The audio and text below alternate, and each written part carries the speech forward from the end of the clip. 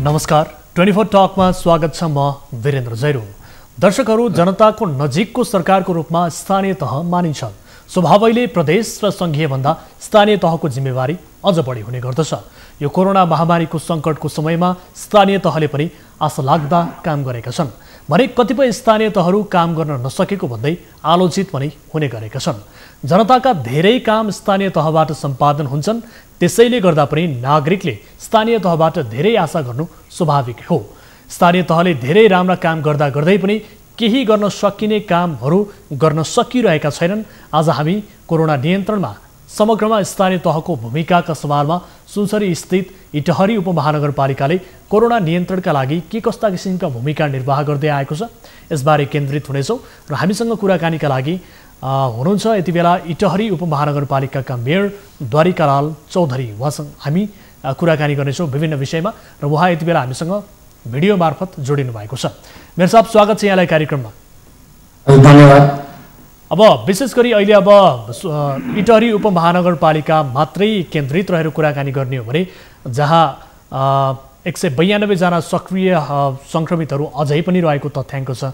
यस्तै 92 जना व्यक्तिहरू होम आइसोलेसनमा यति बेला बसिरहनु भएको छ। यसबाहेक अहिले समग्र कोरोना सङ्क्रमणको अवस्था महानगरपालिकामा कस्तो छ, यहीँबाट सुरु गरौँ। अहिलेसम्म हामीले 4552 जनाको PCR टेस्ट गऱ्यौँ।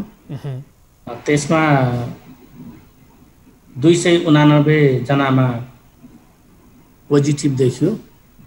खास गरी यो इटहरीको चाहिँ 271 जना मात्रै हो हामीले नगरपालिका मार्फत यो स्वाब परीक्षण गरेको, बाँकी अन्यत्रबाटै गरेका रहेछन्। अहिले होम आइसोलेसनमा 92 जना हुनुहुन्छ र हस्पिटलमा 101 जना हुनुहुन्छ र हस्पिटलमा 2 जना भर्ना गरिएको छ। हालसम्म 94 जनाले कोरोना जितेका छन्। 81 वर्षका वृद्धबाले पनि कोरोना जित्नु भएको छ। अहिले हाम्रो अवस्था इटहरीको यस्तो छ।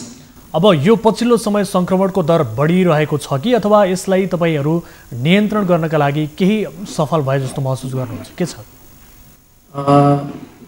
इटहरीमा केही उद्योग कारखानाहरू पनि छन्। हजुर, अलिक उद्योग कारखानाको मजदुरहरूमा यो परीक्षण गर्दाखेरि केही सङ्ख्यामा अलिक बढ्ता नै यो कोरोना पोजिटिभ देखियो।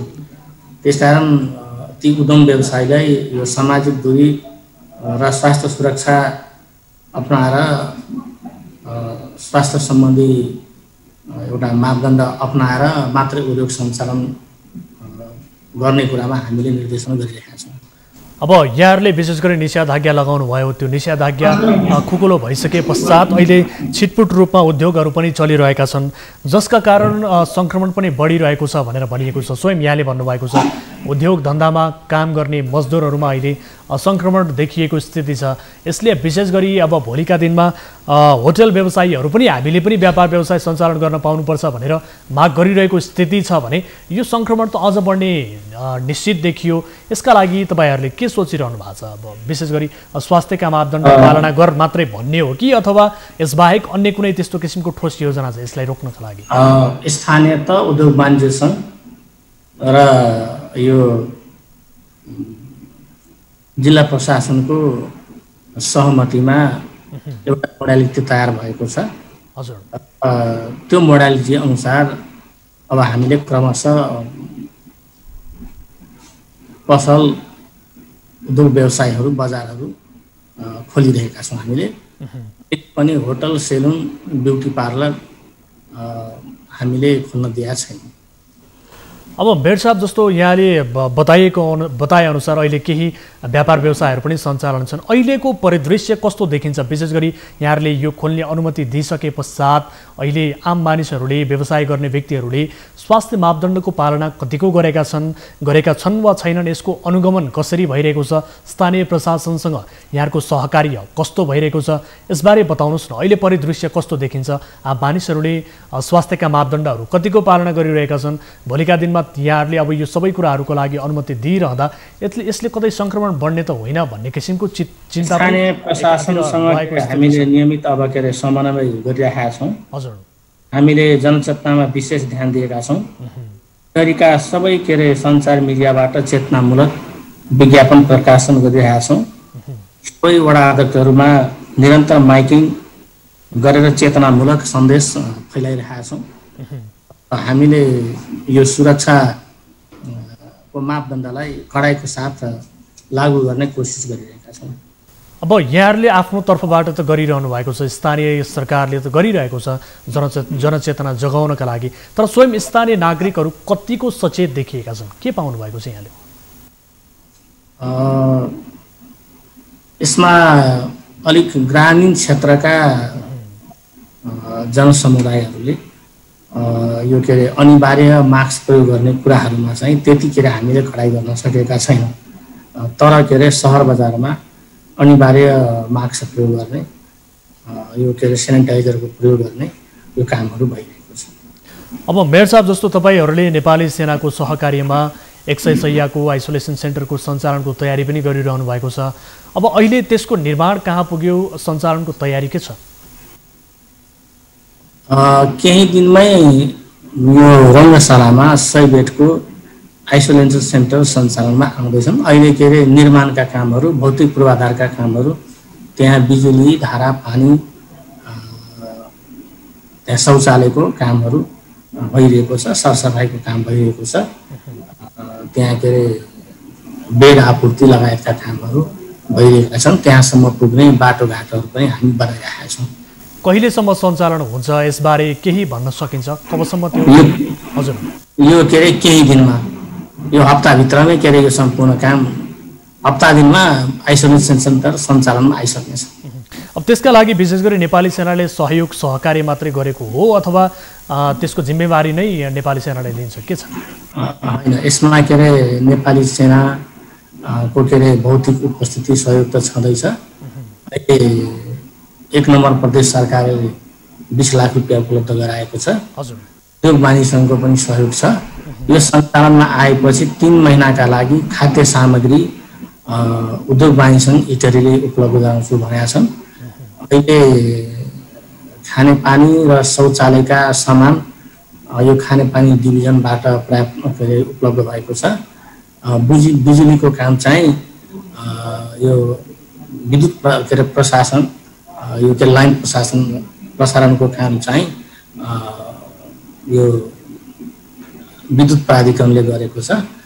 यो सबैतिरको साथ सहयोगमा यो काम हामीले अगाडि बढाएका छौँ। अब मेयर साहब जस्तो अहिले उद्योग धन्दाहरू चलिरहँदा त्यो उद्योग धन्दामा काम गर्ने मजदुरहरूमा पनि सङ्क्रमण देखिएको छ, सङ्क्रमण बढिरहेको छ महानगरमा। यो बेला होम आइसोलेसनमा बस्नेहरूको मानिसहरूको सङ्ख्या पनि बढी छ। विशेष गरी अहिलेसम्म 92 जनाको तथ्याङ्क छ होम आइसोलेसनमा बस्नेहरूको। अब यो विषम परिस्थितिमा पनि महानगरसँग आफ्नै एउटा किसिमको सुविधा सम्पन्न अस्पताल छैन। अब यो बनाउने भनेर पनि भनियो, तर खै कहाँ पुग्यो योजना? केही बिरामी भयो भने सिधै पुग्नुपर्ने धरान बिपी स्वास्थ्य प्रतिष्ठानमा पुग्नुपर्छ। यो अवस्थाको बारेमा के भन्नुहुन्छ सर? अब इटरीमा प्राथमिक स्वास्थ्य केन्द्र थिए। हजुर, निर्वाचित भएर आएपछि 15 शैय्याको अस्पताल सञ्चालन गरेका छौँ। इटरीमा कम्तीमा 200 बेडको सुविधा सम्पन्न अस्पताल आवश्यक छ भनेर हामीले सङ्घीय सरकारलाई पटक पटक ध्यानाकर्षण गरेका हौँ, माग गरेका हौँ। यो के छ भने सम्बोधन हुन सकेको छैन। इटहरीको जुन जनघनत्व छ, इटहरी अब यो पूर्व पश्चिम उत्तर दक्षिण हाइवे इन्टरसेक्ट गर्ने अब के अरे महत्त्वपूर्ण के अरे बजारमै छ। त्यो भएको हुनाले यहाँको जनघनत्वलाई हेर्दाखेरि, यहाँ जनघनत्वको चापलाई हेर्दाखेरि यहाँ सुविधा सम्पन्न ठुलै अस्पताल आवश्यक छ, यद्यपि यो कुरा सम्बोधन हुन सकेको छैन। अब यहाँले विशेष गरी सङ्घीय सरकारको कुरा प्रसङ्ग उठाइहाल्नुभयो। सङ्घीय सरकारले माग सम्बोधन गरेको छैन भनेर भन्नुभयो। अहिले अब विशेष गरी यो विषम परिस्थितिमा प्रदेश सरकारसँग तपाईँहरूको समन्वयमा र सङ्घीय सरकारसँग तपाईँहरूको समन्वयमा विशेष गरी केही कुराहरू ल्याक देखिएको, केही अभाव देखिएको हो यस्तो महसुस गर्नुहुन्छ तपाईँहरू? निश्चय केही कुराहरूको अभाव चाहिँ देखिन्छ। के कस्ता अभावहरू देखिएका छन् जसले गर्दा तपाईँहरूलाई काम गर्न निकै चुनौती भयो? जस्तै के छ भने यो चैत 11 गते लकडाउन भयो। हजुर, हामीले चैत 29 गतेदेखि नै 100 बेडको क्वारेन्टाइन इटारी जनता क्याम्पसमा सञ्चालन गऱ्यौँ। लकडाउन भएकै केही दिनभित्रै हामीले 2 चरणमा राहत वितरण गऱ्यौँ। त्यो ठुलो व्यवहार हामीले पर्न गयो।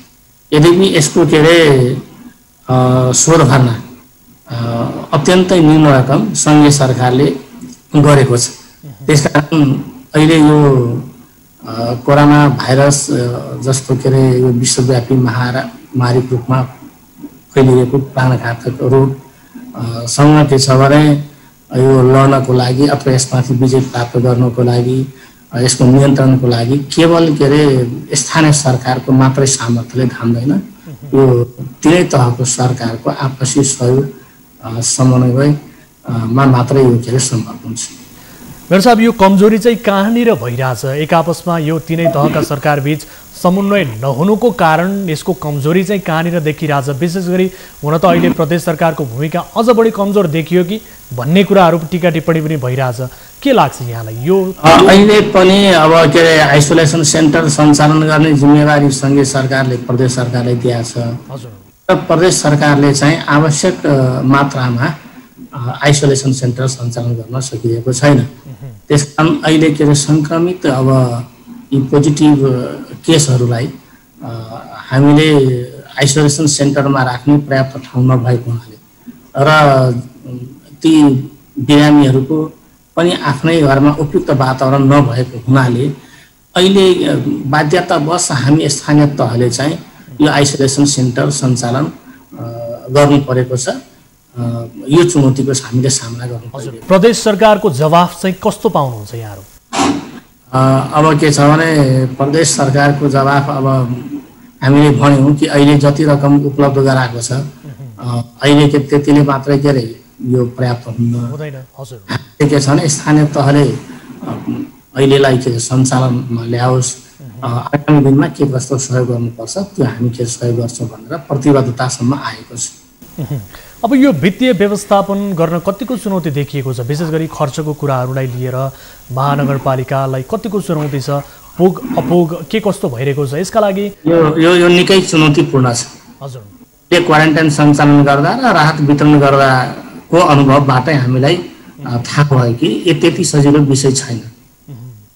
त्यसो भएको हुँदाखेरि यो अब क्वारेन्टाइन भन्दा अझ सुविधा सम्पन्न अवस्थामा अझ बढी सेवा सुविधा दिएर हामीले बिरामी राख्नुपर्ने हुन्छ। त्यसो भएको हुँदाखेरि त्यसका लागि चाहिने उपकरण, त्यसका लागि चाहिने आवश्यक दक्ष यो स्वास्थ्य सम्बन्धी जनशक्तिको अभाव लगायतका कुराहरू पनि छन्। हाम्रो स्थानीय तहमा रहेको मात्रै स्वास्थ्य कर्मीबाट यो धान्न सकिँदैन। अब विशेष गरी मेयर साहब जस्तो प्रदेश सरकारले पनि तपाईँहरूलाई उचित किसिमको जवाफ नदिने, सङ्घीय सरकारबाट पनि तपाईँहरूको माग सम्बोधन नहुने हो भने भोलिका दिनमा बढ्ने सङ्क्रमणलाई लिएर स्थानीय सरकारकै पोल्ठोमा मात्रै सबै कुराहरू जिम्मेवार दिएर तपाईँहरू रोक्न सक्नुहुन्छ त यसलाई? होइन, हामीले स्पष्टै भनेका छौँ यो सबैतिरको सहयोगबाट यो मात्रै सञ्चालन गर्न सकिन्छ। हाम्रै मात्रै अब प्रयासले चाहिँ यो सम्भव छैन। यो कुरालाई चाहिँ सङ्घीय सरकार र प्रदेश सरकारले मनन गर्न जरुरी छ। अब यहाँहरूले अहिले जुन हिसाबले सुरुवाती दिनहरूमा क्वारेन्टिन बनाउनु भयो, ती सबै क्वारेन्टिनहरू बन्द अवस्थामा छन् भनेर भनिएको छ। तिनीहरूको अब यो सङ्घीय सरकारले लिएकै नीति अनुरूप अब क्वारेन्टाइन अब यो शैक्षिक संस्थाहरूमा, क्याम्पस र स्कुलहरूमा सञ्चालनमा थिए। अब केही समयपछि स्कुल र क्याम्पसहरू सञ्चालनमा ल्याउनु पर्ने भएको हुनाले स्कुल र कलेजमा भएको यो क्वारेन्टाइन डिजल्भ गर्नुको विकल्प रहेन। होम क्वारेन्टाइन र होटल क्वारेन्टाइनहरू सञ्चालनमा छन्। भनेपछि अब विद्यालय खोल्नका लागि ती क्वारेन्टाइन स्थलहरूलाई अहिले बन्द गरिएको। हजुर। अहिले यति बेला विशेष गरी विद्यार्थीहरूको मनोविज्ञान कस्तो पाउनुहुन्छ? महानगरपालिकाभित्र बस्ने विद्यार्थीहरूको अवस्था कस्तो छ? यो शिक्षालाई चाहिँ एउटा वैकल्पिक तरिकाबाट सञ्चालन गर्नुपर्छ, महानगरभित्रका विद्यार्थीहरूलाई पढाइमा अभ्यस्त गराइराख्नुपर्छ भन्ने विषयमा स्थानीय सरकारले के सोचिरहेको छ? यसमा अब शैक्षिक संस्थाहरू, अभिभावक, विद्यार्थीहरू यो पठन पाठनको विकल्प खोजिरहेका छन्। यसको मोडालिटी छिटै सरकारले देओस् भन्ने सरकारवालाहरूको माग आइरहेको छ। अब अलिकति किसानका कुराहरू पनि जोडौँ मेयर साहब। जस्तो महानगरभित्र रहेका किसानहरूले यति बेला मल पाएनौँ भन्ने किसिमको गुनासो गरिरहेका छन्। हुन त देशभरकै समस्या हो, तर स्थानीय सरकारले महानगरभित्रका किसानहरूको गुनासो यो सम्बोधनका लागि कस्तो किसिमको पहल गरिरहनु भएको छ यहाँले? अब मलको आपूर्ति पनि सहज रूपले अब हुन सकेका छैन। अलि केही दिन अगाडिसम्म के किसानहरूले यो मलको अभाव अब बेर्नु पर्यो। अब अहिले चाहिँ धान खेतीको लागि यो के अरे मल हाल्ने उपयुक्त के अरे बेला थियो। त्यसबाट के अरे किसानहरूको चाहिँ चरको गुनासो छ। अहिले यति बेला स्थानीय नागरिकहरूले विशेष गरी कोरोना सङ्क्रमणको दर बढिरहँदा उनीहरूले तपाईहरू समक्ष गरिरहेको हार गुहार चाहिँ के हो?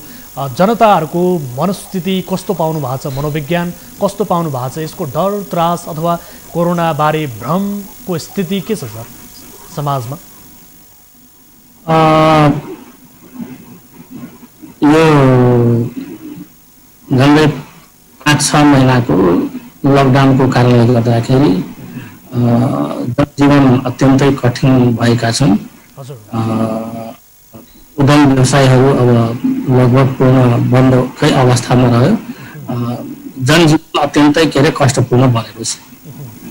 अब यो कष्टपूर्ण जनजीवनलाई तपाईहरूले उनीहरूको जीवनलाई सहज बनाउने बारे केही रणनीति छ यहाँहरूको? केही गर्नुभयो यो बिचमा यहाँको? किनभने स्थानीय सरकार भनेको त अहिले अब विशेष गरी आम नागरिकको एउटा आशा लाग्दो भनौँ न, तपाईँहरू त जनप्रतिनिधि भनेर आशा लाग्दो केन्द्र हो, एक मात्र विकल्प हो भनेर हामीले बुझ्नु भएन। क्रमशः के अरे रोजगारीका क्षेत्रहरू अब यो के अरे हामीले क्रमशः खुलाउँदै जानुपर्छ। निश्चित अब के अरे मापदण्ड अपनाएर, निश्चित सुरक्षा विधि अपनाएर। हजुर, अब अहिले धेरै स्थानीय तहहरूले प्रभावकारी काम गर्न सकेनन् भन्ने किसिमको गुनासो बढिरहँदा इटहरी उपमहानगरपालिकाले चाहिँ राम्रै काम गरेछ भन्ने किसिमको केही छ सर? हाम्रो तहबाट हामीले सकेसम्म अब एउटा जनप्रतिको हिसाबमा नेतृत्वदायी भूमिका निर्वाह गरिरहेकै छौँ। यसमा सबैको साथ सहयोग पनि के अरे भइरहेकै छ। त्यसमा हामी के अरे दिनरात अहोरात्र लागेकै छौँ। अब अन्तिममा मेयर साहब, जस्तो यति बेला बढ्दो सङ्क्रमणले लिएर आम मानिसमा थपिएको चिन्ता, स्थानीय नागरिकहरूमा देखिएको डर त्रासलाई कम गर्न र उनीहरूको जीवनलाई सहज बनाउनका लागि तपाईँ आफ्नो तर्फबाट ती स्थानीय नागरिकहरूलाई के भन्न चाहनुहुन्छ? अहिले विषम परिस्थितिमा यो सचेतनापूर्वक यो सुरक्षा विधि अपनाएर मात्रै के छ भने हामी आफ्ना नियमित अब क्रियाकलापहरूलाई अगाडि बढौँ। यसमा सबै सङ्घ संस्था, राजनीतिक दल, उद्योग वाणिज्य सङ्घ, प्रशासन लगायतको सबैको के अरे साथ सहयोग चाहिन्छ र सबैको साथ सहयोगबाटै के छ भने हामीले यो विषम परिस्थितिबाट अगाडि बढ्न सक्छौँ। हुन्छ मेयर साहब, यो समय र जानकारीका लागि तपाईँलाई धेरै धेरै धन्यवाद। यहाँलाई पनि यहाँको लोकप्रिय सञ्चार माध्यम न्युज 24 मार्फत देश विदेशमा रहेका र सम्पूर्ण के अरे नागरिकलाई जानकारी हुने जुन अवसर प्राप्त गर्नुभयो, म इटहरी उपमहानगरपालिका तर्फबाट हार्दिक धन्यवाद व्यक्त गर्न चाहन्छु। हुन्छ, धेरै धेरै धन्यवाद। दर्शकवृन्दमा हुनुहुन्थ्यो इटहरी उपमहानगरपालिकाका मेयर द्वारिकालाल चौधरी। उहाँसँग हामीले विशेष गरी स्थानीय तहले के कस्तो किसिमको भूमिका निर्वाह गरिरहेको छ कोरोना नियन्त्रणका लागि र यो बढ्दो सङ्क्रमणलाई रोक्ने प्रयासहरू के कस्तो भइरहेको छ यसबारे जानकारी लियौँ। र अहिले इटहरी उपमहानगरपालिकामा उद्योग धन्दाहरू सञ्चालन भएसँगै त्यो उद्योगमा काम गर्ने मजदुरहरूमा समेत सङ्क्रमण देखिएपछि थप चिन्ता यति बेला बढेको स्थिति छ, जहाँ 192वटा एक्टिभ केसहरू अझै पनि रहेका छन्। र यो सङ्क्रमणको दर बढिरहँदा स्थानीय तह, प्रदेश सरकार र सङ्घीय सरकारसँगको समन्वयमा कहीँ कतै अलिकति ल्याक देखिरहेको स्थिति छ। यसबारे पनि उहाँले बताउनु भएको छ। र आजलाई उहाँसँगको यो कुराकानी सँगसँगै 24 टकको समय सकिएको छ। हामी निरन्तर न्युजमा छौँ। न्युज 24 टेलिभिजन हेर्दै रहनुहोला। नमस्कार।